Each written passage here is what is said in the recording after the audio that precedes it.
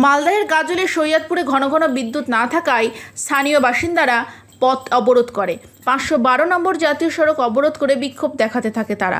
শনিবার সকালে ঘটনাটি ঘটেছে। এদিন 1 ঘন্টার ওপর তারা প্রতিবাদ করেন। গাজল থানার পুলিশকে বিক্ষোভকারীদের সঙ্গে কথা বলে পরিস্থিতি নিয়ন্ত্রণে আনে। তারা অবরোধ তুলে নেন। গ্রামবাসীদের অভিযোগ, এলাকায় ঘন ঘন কারেন্ট চলে যাচ্ছে আর দীর্ঘ কয়েক ঘন্টা পর আসছে সেই কারেন্ট।